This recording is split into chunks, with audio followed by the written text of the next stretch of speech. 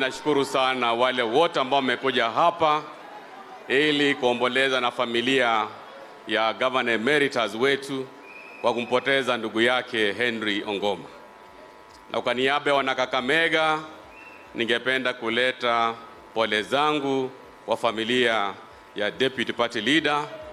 Najua tumetembea pamoja, tumekuwa pamoja kwa huu msiba, na pia tuendelea kutembea pamoja na familia ya marehemu Henry Ongoma.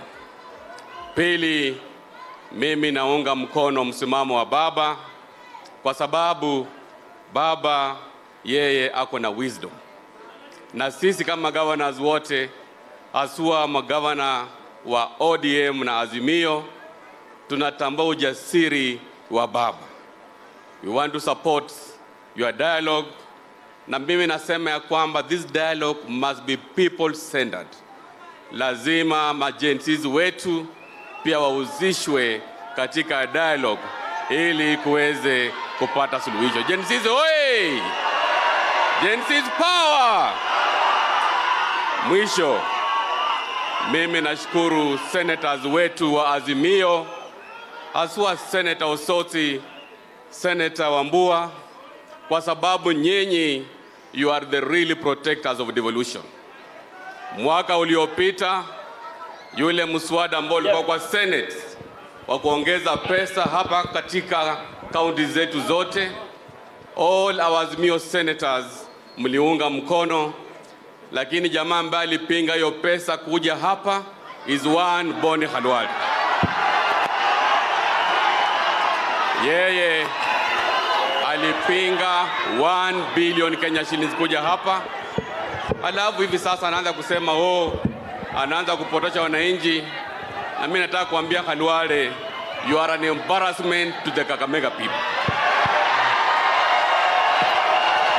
Niseme. Khalwale, I want to tell you, wewe ulikuwa mstari wa mbele.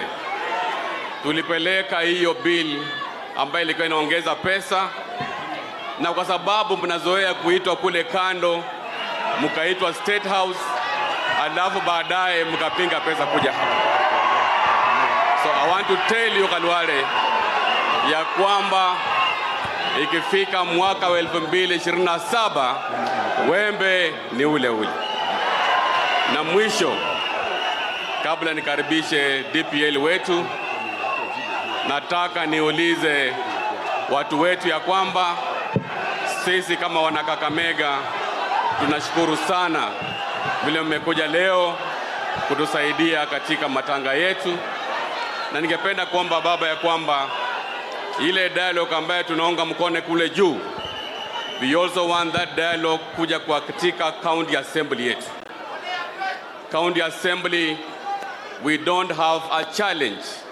We don't have a vacuum in the office of the majority leader.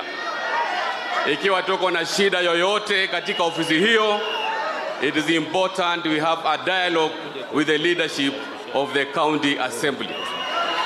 Mambo ya kuleta barua kutoka kule, I don't think is the right thing to do. Na mimi nitakuwa mstari wa mbele kuongoza dialogue hiyo. Ningependa sasa tusimame kumkaribisha Deputy Party Leader wetu ili aweze kuendesha kipindi ambacho kimesalia. Thank you very much.